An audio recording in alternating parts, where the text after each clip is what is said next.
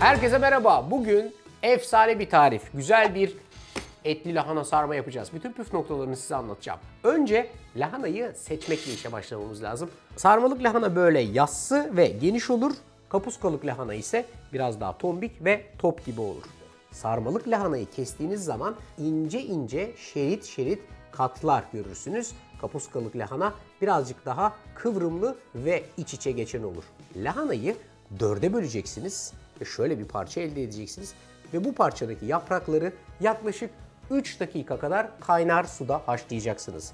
3 dakika haşladığınız yaprakları çıkartıp soğuk suya basacaksınız ve böyle hafif yumuşamış lahana yaprakları elde edeceksiniz. Hadi gelin şimdi bir de iç harcını yapalım.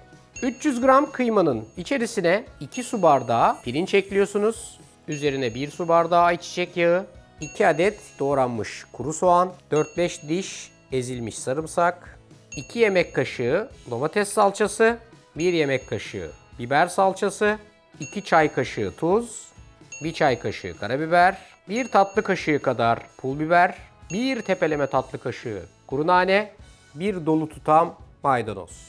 İç harcımızın malzemeleri hazır. Şimdi ihtiyacımız olan maharetli eller. Her şeyi güzelce karıştırıyoruz. Harç çok kuru olursa yarım bardakta su ekliyoruz. Bu da bunun püf noktası. İç harç için böyle ıslak ıslak ve nemli bir kıvam ihtiyacımız olan şey. Bir diğer ihtiyacımız olan şey ise böyle geniş ve yayvan bir tencere. Ne kadar geniş olursa o kadar çok dolmayı içine sığdırabiliriz. Burada bu lahana yapraklarını haşlarken birazcık yırtılıyorlar ve bazıları kullanılmaz duruma geliyor. Bu kullanılmaz duruma gelenler tencerenin tabanını bezemek için gayet idealler. Çünkü yapacağımız dolmaların pişerken tabana yapışmamasını ve yemeğin bir kıvamda kalmasını sağlayacak olan şey ve ekstra lezzeti geçirecek olan şey bu taban. Şöyle hazırladık gördüğünüz gibi. Şimdi tencereyi kenara alıp sarmalarımızı sararak işe başlayalım. Şöyle genişçe bir yaprağı tezgaha koyarak işe başlıyorum. Yaprağın içerisine tombik bir vaziyette içle dolduruyorum. İki yanı kapatıp şu şekilde güzelce sarıyorum. İşte tombul tombul, güzel ve etli. Çünkü ben lahana sarmanın böyle etli etli, dolu dolu ve tombul tombul olanı severim de ondan. Bakın her yaprak birbirinden farklı boyutta. Onun da içini aynı orandaki harçla dolduruyorsunuz. Sonra kapatıp güzelce sarıyorsunuz. Hepsini bu şekilde güzel güzel dolduruyorsunuz.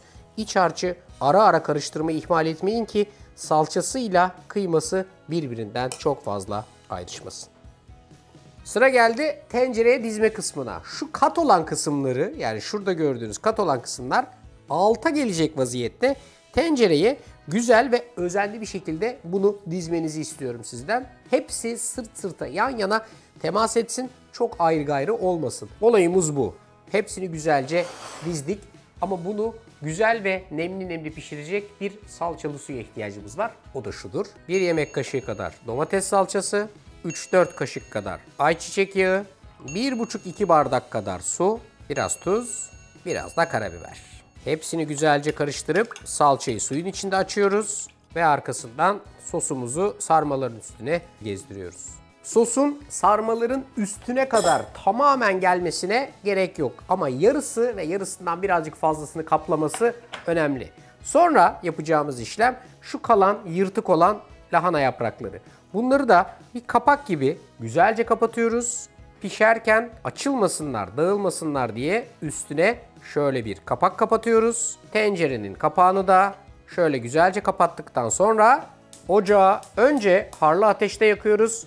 Ve tenceremizi üstüne koyuyoruz. Tencerenin içindeki sıvı fokurdamaya başlayınca altını orta kısık arasına alıp 30 ila 40 dakika kadar güzelce pişiriyoruz. 40 dakika pişirdik. Aşağı yukarı bir 8-10 dakikada kendi tenceresinde dinlendirdikten sonra servis tabağına diziyorsunuz. Ben yoğurtlu sevdiğim için ortasına şöyle yoğurt, arkasından suyu ve yağını da şöyle üstüne gezdiriyorsunuz. En son olarak da pul biber atıyorsunuz. Sonuç mükemmel oluyor. Gurbettesiniz. Anneniz çok güzel yapardı. Çok özlüyorsunuz. Böyle bir bayram sofrası olsa da halalar, teyzeler yapsa da yesek diyorsunuz.